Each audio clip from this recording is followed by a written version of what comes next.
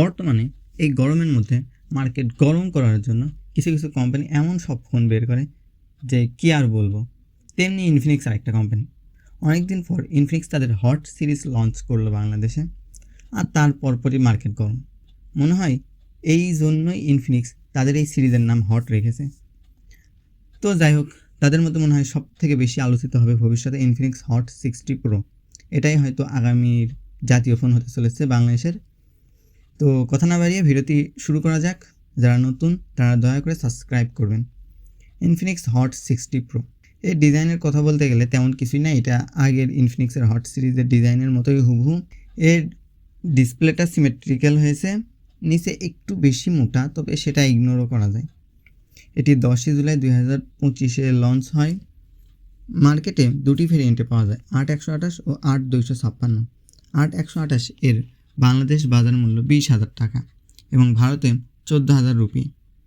এর দৈর্ঘ্য 163.5 মিলিমিটার, প্রস্থ 75.9 মিলিমিটার ও থিকনেস 6.6 মিলিমিটার। তার মানে বুঝতেছেন ফোনটা মোটামুটি পাতলা। ওজনেও কম, 170 গ্রাম। এর বডিটা প্লাস্টিকের তৈরি। এখানে IP64 এর ওয়াটার ও ডাস্ট রেটিং রয়েছে। তার মানে বুঝতেছেন বৃষ্টিতে চাইলে ভিজাতে পারবেন।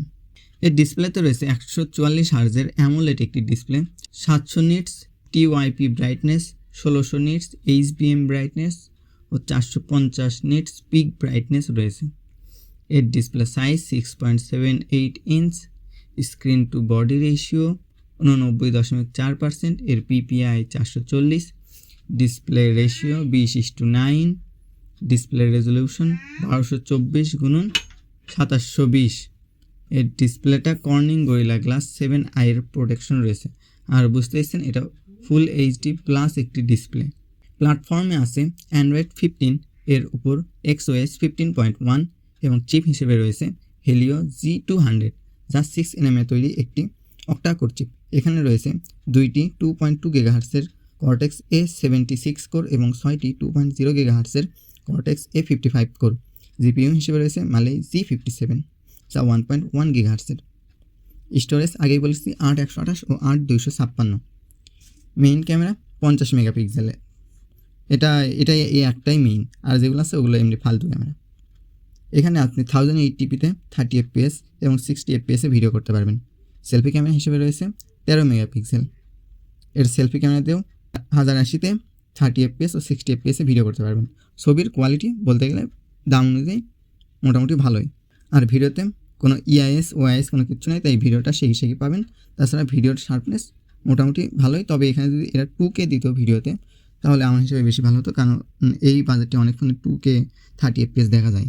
সাউন্ড এখানে ডুয়েল স্পিকার নেই, সিঙ্গেল স্পিকার। লাউডনেস মোটামুটি গুড এনাফ।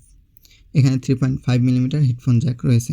ব্লুটুথ হিসেবে রয়েছে 5.4, GPS রয়েছে, NFC রয়েছে, FM রেডিও রয়েছে, USB Type-C 2.0 এবং OTG সাপোর্ট রয়েছে।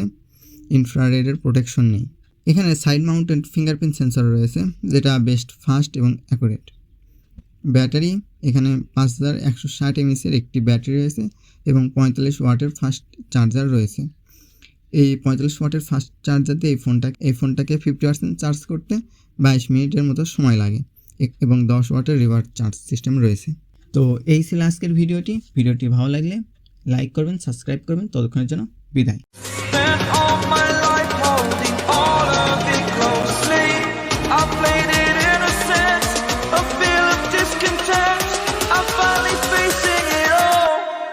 Fearless.